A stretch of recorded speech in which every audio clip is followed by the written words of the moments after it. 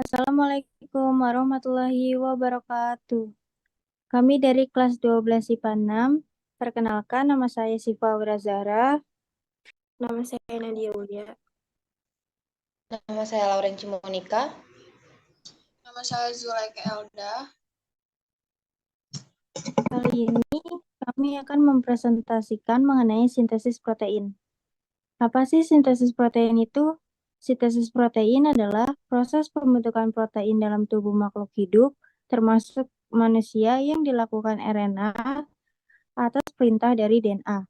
Hal pertama yang harus kita pahami yaitu arti dari sintesis. Arti dari sintesis yaitu membuat. Jadi sintesis protein artinya proses pembuatan protein. Tapi pernah gak sih kita bertanya-tanya, mengapa tubuh kita harus membuat protein? Apa sih fungsinya? Ya, karena protein memainkan peranan penting dalam tubuh kita. Di antaranya untuk transportasi zat, terus pembentukan enzim, berperan dalam kekebalan tubuh, dan masih banyak lagi. Oleh karena itu, protein menjadi amat sangat penting untuk keberlangsungan tubuh kita. Nah, jika kita sudah paham apa itu fungsi protein, sekarang pertanyaannya, bagaimana sih proses terjadinya sintesis protein? Secara umum, sintesis protein terdiri dari dua tahapan, yaitu transkripsi dan translasi. Transkripsi merupakan proses pembuatan salinan mRNA yang berasal dari DNA, sedangkan translasi merupakan proses penerjemah mRNA menjadi protein. Jadi singkatnya, proses sintesis yaitu proses DNA menjadi mRNA, lalu mRNA menjadi protein. Nah, proses yang pertama itu ada transkripsi yang akan dijelaskan lebih lanjut oleh Nadia. Oke, proses yang pertama itu transkripsi. Transkripsi terjadi dalam nukleus. Ada 3 tahap: inisiasi, elongasi, dan terminasi. Saat terjadi transkripsi, DNA yang terkandung dalam nukleus akan dihampiri oleh RNA polimerase. Inisiasi terjadi saat RNA polimerase melekat pada daerah promotor gen.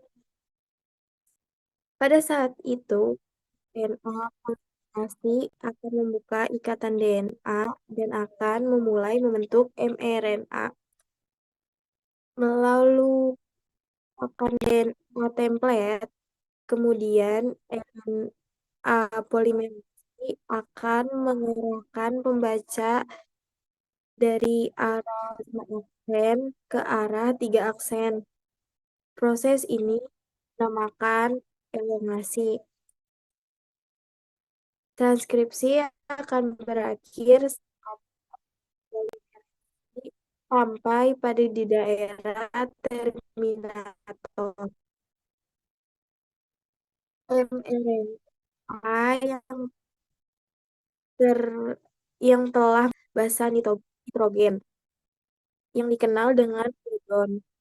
mRNA akan meninggalkan nukleus melalui pori-pori nukleus.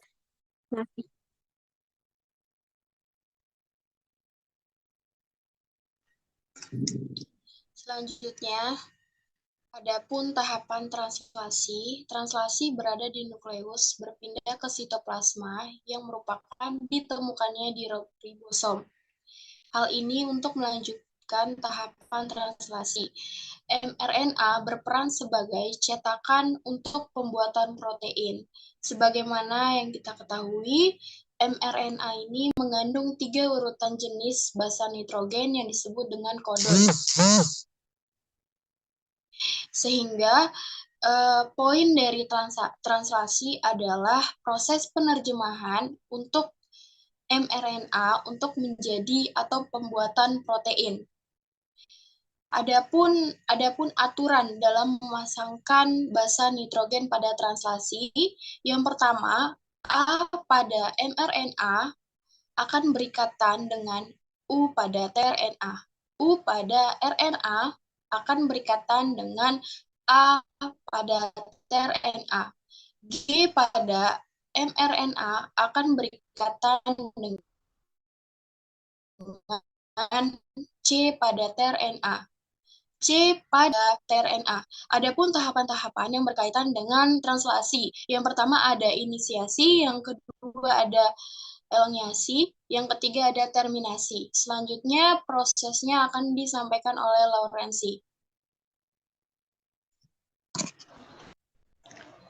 Tahapan inisiasi dimulai dari ribosom subunit kecil yang terikat di mRNA. Ribosom subunit kecil bergerak dimulai dari arah 5 ke arah 3. Ketika sudah menemukan kodon AUG, tRNA yang membawa asam amino metionin dan UAC akan melekat pada mRNA.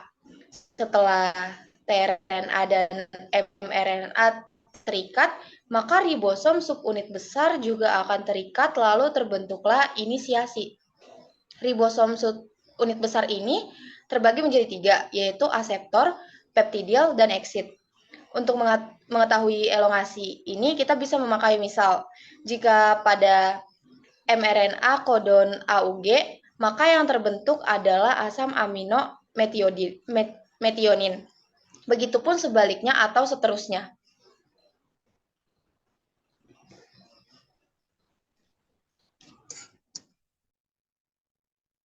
Sekian penjelasan dari kamu. Kurang lebihnya mohon maaf. Wassalamualaikum warahmatullahi wabarakatuh.